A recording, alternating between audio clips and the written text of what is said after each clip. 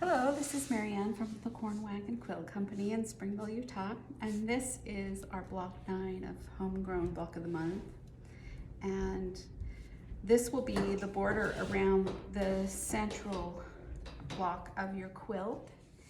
And before you attach your flowers and your pieces that will be on the border, you need to put the borders on it because a lot of them go over the seam. So you probably already know that.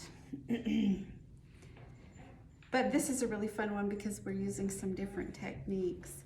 And the first one we're gonna look at is working with velvet.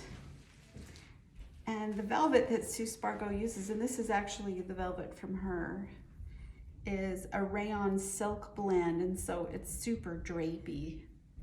And it's just beautiful. It's hand dyed, so it'll have texture to it. And I save every little piece because, you know, it seems pretty dear. It's expensive too to buy it. So what Sue Spargo recommends is putting a fusible interfacing on the back of your velvet. So on this project, you're going to be doing some little circle shapes. So you can use a variety of fusible interfacings. One that she uses is not one we can easily get into the shop, and so I usually substitute something else. This is the SF101. We call it Stacy here at the shop, and it's really similar to what Sue Spargo uses. This is just a little bit heavier, so you could use this one. Or did I buy some? Yeah, for those embroideries. A lot of times I'll put it like on the back of t-shirts, quilts, to give it a little stability or something. And when I was going through my drawer looking for some things, I saw this and I thought, well, that would also work. And this is the batting together. So if I have two pieces of batting, but it's not big enough for my quilt, then I will often use this, and you butt the seams together and then put this along the seam. But we haven't ever used it. And I really like it because it saves all my scraps and I don't throw them all away. But I cut just a little piece of this off, and it'll work nicely too. It's a little lighter weight than the SF101. So anything that you have that's a lightweight interfacing would work. Now you can do it without it, but you'll find that your velvet kind of scrunches up and is a little bit more wrinkly if you don't put an interfacing on it. When I actually draw the shape onto my interfacing, and you can use something like this that's a template for circles, or you could use your perfect circle. This is a 3/4 size, and I'm just going to use a friction pen and draw on that interfacing the shape that I need. This one's a little harder because it's lighter weight. And the friction pen is one that will disappear with heat. And then I'm just going to cut this out. You cut it out before you put it on the... Yes, because you want it the shape of the applique, not including the seam allowance. So you don't want edges going over. So I'm going to cut out the exact shape of the applique. And then I'll take this and get a piece of the silk velvet, and I want it bigger. I want enough so I can do the seams on the outside. And don't have your iron too high of a heat. And I have like a wool pad on my ironing board. You might even put a towel or something on your ironing board so it doesn't crush the velvet as much. And when I do this one, I'm gonna do it. You don't iron on top of a towel then, you iron right on top of the velvet? If I had a towel, I would use it, just so it doesn't smash my velvet. But I put really lightweight on this because I don't want to smash my velvet down. But that should be stuck okay. And then I am going to do a seam allowance just by visually doing it, but I want it just a little bit bigger than 1/4 of an inch because it takes just a little bit more of a seam allowance to turn on the velvet. So it's just tiny slightly, you know, like a couple of threads bigger than 1/4 of an inch. And I'll show that to you guys there. And then what I'm going to do is with the cotton thread, I'm going to gather around the edges of the velvet. So I've just done a running stitch close to the edge of the velvet. And then these are supposed to be 3/4 inch circles, or at least this one that I'm doing right here. So I got out a 3/4 inch perfect circle out of my package. And if you don't have those, they're from Karen K. Buckley, and they're great investment. And then I'll put the perfect circle in here and gather it up around the perfect circle. And I'll take a couple of little stitches just to hold it. So you put a knot in it. I usually leave both sides and pull them, and it's really complex. And pull it together. Uh-huh. Yeah, I usually do. Complicated. I go a little bit past where I Yeah. started, Yeah. because I often will find that that last little 1/4 of an inch is hard to Yeah. pull up. So go just a little bit beyond Okay. where you started, Mhm. and then pull it up like this.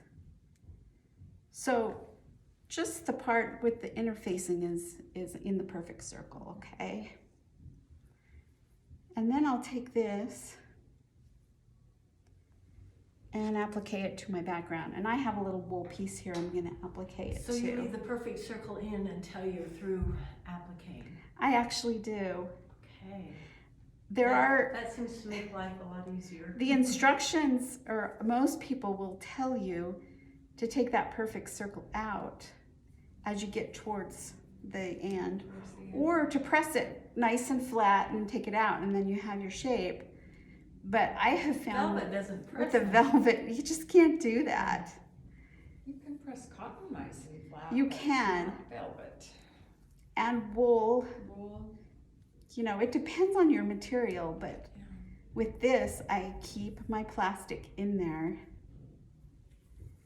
And when you do your whip stitch, appliquing this on, you have to go a little bit deeper than you would if you were doing cotton applique, because it has those little fuzzies on the edge. Oh, yeah. Once in a while, it doesn't catch. I'm not going in quite far enough. Then I have to go back and catch it. Gotcha. Yeah. So make sure you're getting in far enough that you're catching the velvet. And I go all the way around.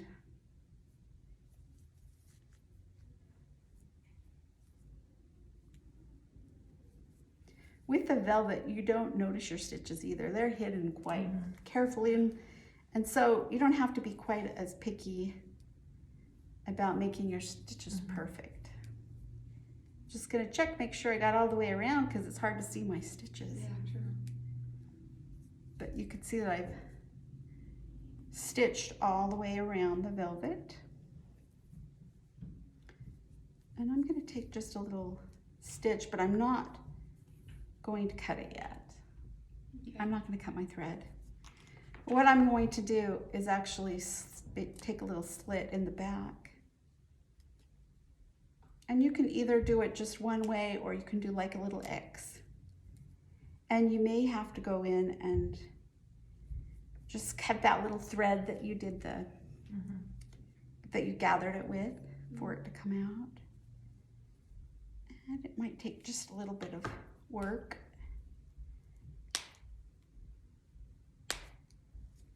If I had longer fingernails in my hand. But I popped out my little plastic circle. So there's my And then little you velvet Do circle. you sew that hole back up? I do, and that's why I left Okay. the thread here, because I just take that thread And it's and on wool, so it won't fray. Okay. and sew up that little slash right there. And if it's on cotton, it's not gonna fray either, because you have your stitches around the circle. That's true. It's true. I just find that I can get much better circles by leaving that plastic in and then pulling it out the back. Yeah. Well, I left my velvet ones in that other one that we did because I was afraid of the velvet. And so there I have my little circle, and it's pretty good. Perfect. Now at Wendy Williams, if you were doing a class with her, she would put on the wool or the velvet or whatever, and then she would freehand around this to make her bigger circle. Wow. So she's using So that's the inner circle as a template for the outer circle. for the outer Do we circle. have any? No, but I'm just telling you just for Okay. fun.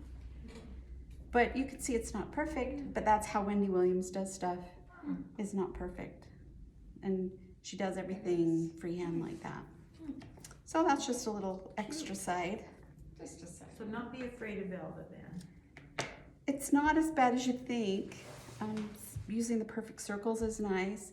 If you have to needle turn it, if you're doing a different shape, Oh, that would be again, make sure you leave your seam allowance just a little bit larger than 1/4 inch, because it takes just a little bit more to turn that velvet underneath. That other quilt that we did, Mhm. they were an odd shape, weren't they? Yeah, they were an odd sometimes shape. They were, Mhm. And so that's the ones I used. So to you do. could make like a little cardboard pretty sure I would template make and a do the cardboard same template kind of thing. And still gather Mhm. around, you know, we've done that with Yeah, things before. I just couldn't remember. I just remember they're an odd shape, but And I have needle turned it and it works fine. It's just a little bit tricky, you know, Yeah. to get all those edges turned. Yeah. And the next thing that you're going to do on this block that's a little bit different is your hexes. And you do have a little packet of the hexie papers in there so you can make your hexie. Here are a couple that I've made in the past where I've put, you know, different colors on them. Here's one. And these are done, I think they're 1/2 inch, right, in our kits. There are some that are a little bit smaller than this Yeah. too that you can buy. But I don't know how you do them, but it's got to have some pretty good fingers. Okay, let me move these away and I'll show you how I do hexes. I'm sure most of you have done hexes before, but you can just take your little hexie, where is it? Here's my package right here. And you don't have instructions in yours because I've just taken them out of the package and put in a little tiny one because they're not in the class. So here's my 1/2 inch hexie, and I'm going to put it on my fabric, and that way if I have some kind of a motif on my fabric, then I can fussy cut it however I want. I'm going to put it on the fabric and just draw around it with a friction pen.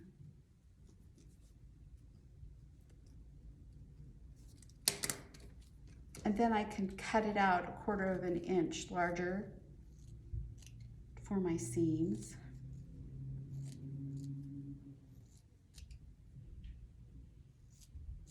And you could take this as a template and make a bunch of them if you want.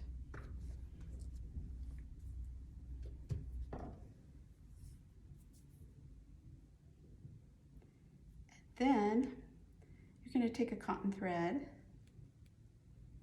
and some people have specific threads they like to use when they're doing hexes, maybe just a little bit stronger, but this isn't a really big project, and so I think you could probably use about whatever you have that works for you. And I'll put my little hexie paper over the fabric, and then I'll turn it in 1/4 inch. And there are several ways you can attach the fabric to your paper. You can glue it. You can use a glue stick. Another way to do it is to just tack down the little edges of your fabric. So at every hexie corner, they're not corners, but you know what I mean. You just put a little stitch, But I have found that I actually like it best the old-fashioned way. I did a whole quilt with hexes at one point, and all I knew was to stitch right through the paper. Oh, really? So the other techniques are newer, but this is the way I've always done it, is actually based it onto the paper with my You've got needle. your seam down. Yeah. Over down. What? Yeah. Which way do I go? So I'm actually going through the paper as I baste it down. So whatever method is that you're comfortable with, that's great. We Way just to glued do it. it. Gluing is Watching fine. TV. It's just harder to pull out the papers if you've glued it Yeah. down. It can be. This way, you just clip one of the threads and it comes undone. So I can show you, my stitches don't have to be nicely done. Okay. Okay. And then you press it and then pull the stitches out, is that what you're doing, or? I'm going to leave the paper in as I stitch it together. I've started this one right here, and I'm going to put a little pink center and then the blue floral. On the one that you're doing, she actually has you center the little dots, which you can do, or if you don't want to, you don't have to. It's a little trickier to get them right in the center. You can look at mine and over there, and it's not very perfect. I thought they were applique little wools on them at first. So I've started this one right here. I've put on 3 of the little petals. So I'll grab my next one and I put them right sides together with the edge together right here. And then I'm just going to do a little tiny whip stitch, just grabbing the edge of each of those pieces of fabric. The instructions suggest that you do at least 10 stitches per inch. So I would assume on these little 1/4 inch, 3/4 inch ones, you're probably doing about 8 to 10 stitches. I put them pretty close together. And then when I get to the end right here, I usually do a couple of little stitches On the point. on the points.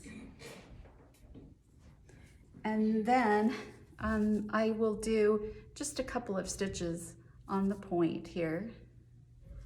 And then I bring my thread back, make sure it didn't go through, which it did. Just trail it underneath here, if I can do it.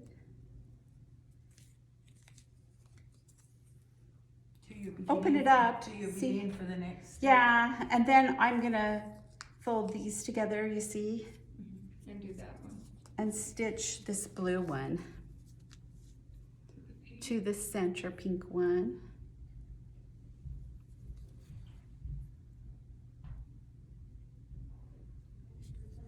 And my stitches aren't perfect. You can do yours much better than mine, but I'm not too picky. You could see how I put my needle through both layers, the layer on the fold of the pink one and through the fold on the blue one. And then I'll do 2 little stitches at the end. And as I open it up, you can see that I've added 1 more petal. Nice. You can take out the center petal after you have all the petals. You can take out the paper, see, in the center petal. But I would leave the other papers on there until you applique it down on your background. Yeah.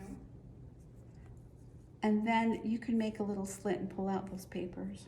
Okay. Again, that's kind of how I do it. And I know that may not be the instructions everywhere, but I've just found I can do it more perfectly if I applique around the whole thing. Okay, it's worth a try for sure. So if you don't make the slit and take it, can you take those papers out now? You could, but I find I get a crisper edge if I leave the paper in. So however works. I mean, you could do a part of it and then take them out as you go. I think I usually starch my edges down. But you'd be fine. Pretty dang good. Yeah. Yeah. So you can always see You this could one's do been that too. glued. Yeah. And if you glue it, they're a little bit harder to pop They are out. harder Yeah, to they pop are out. hard. One They're of really the- hard after the fact to do it. They are harder. One of the gals that was here in our last class, she suggested that you take a paper punch and Oh, yeah. punch a hole in each of the centers of I these. think Amy told us to do that, so And- you can just, Then you can put a pop them out a center little or bit more something like that. easily. Yeah. So that's a really good that's a suggestion. good idea. Except those are tiny. They are pretty They little. don't have little teeny tiny. Yeah. I think I've got a pretty small hole puncher, but most people don't. So those are your little hexies, and they turn out really cute. They're really fun. Hexies, they are cute. And we also are going to do just a couple of stitches, and this is a handout for French knots and colonial knots. Both of you have probably done French knots, right? French knots I've done, but colonial knots I haven't.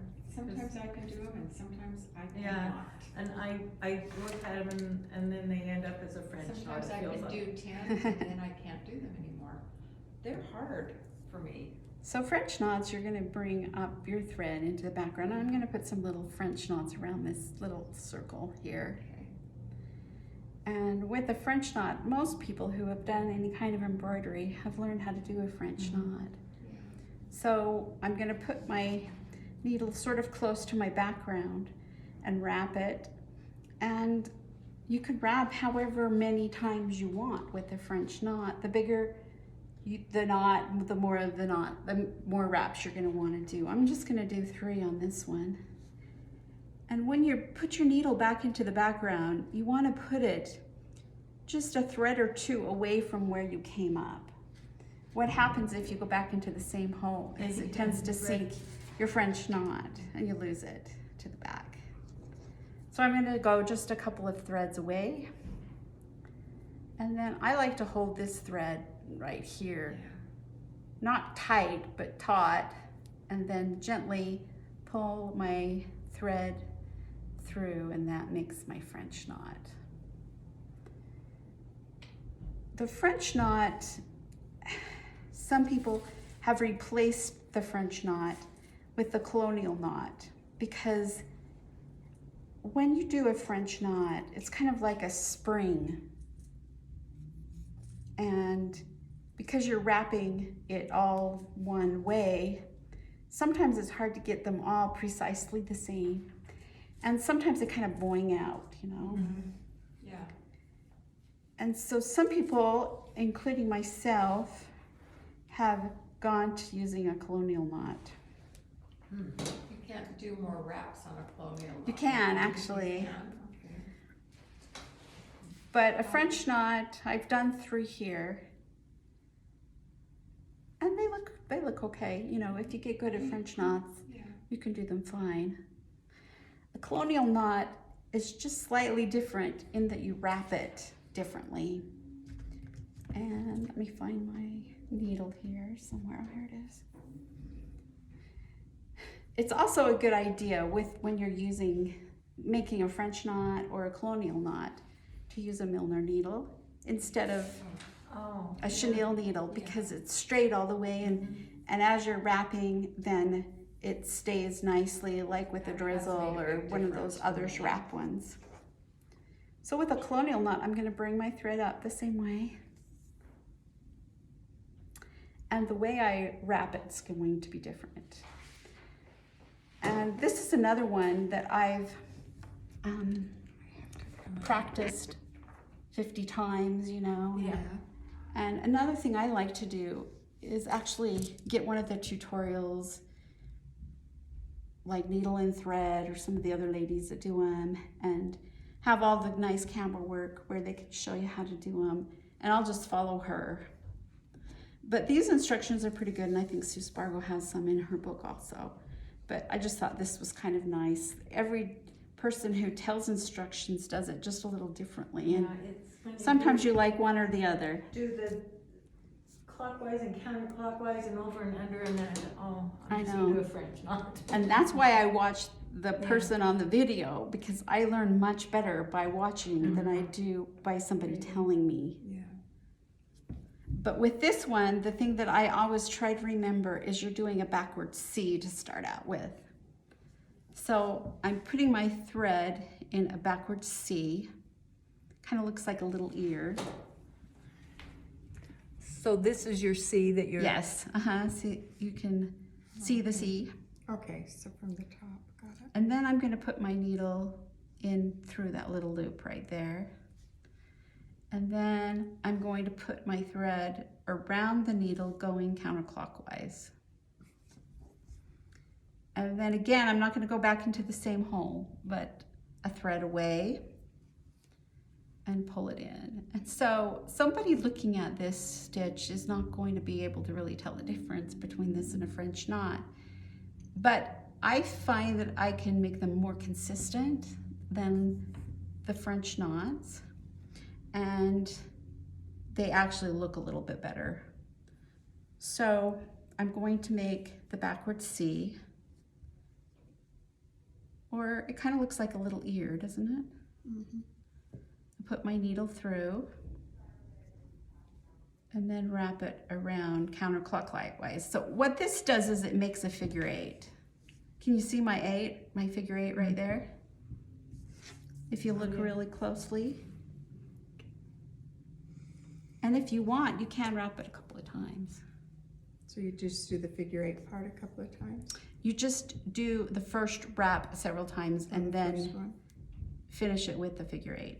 Okay. So we can try that one, I can show you. Let me just sink this one. And I'm doing these with the silken pearl, so they make a really beautiful knot.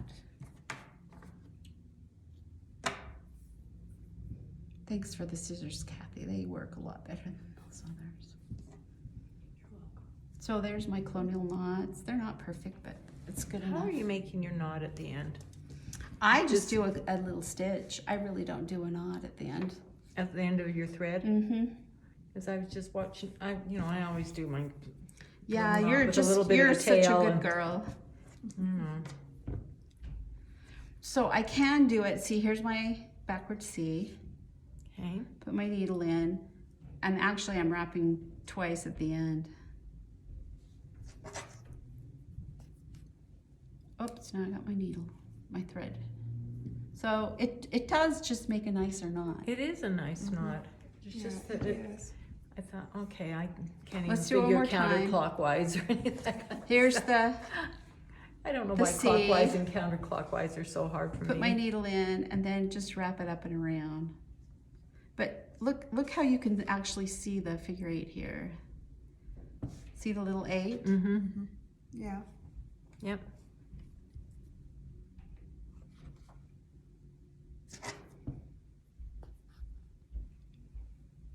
And sometimes you could see the little hole in the middle a little bit more distinctly on a colonial knot. Yeah. But I really like them, and I think you can actually do them a little bit faster once you get going. So get out some tutorials and watch your So- colonial knots. And there's one listed. Okay. Yes, there is one listed there. And she does a fabulous job. So back to this one. After you're through, you just take those Mhm. threads out. Yep. Okay. Press it nicely or starch it, whatever you do. Starts the daylights out. Yes. Generally. Mhm. So hopefully that helps with your block this time. And if you have questions or need some help with something, I'd be happy to help you out. And we'll see you next time.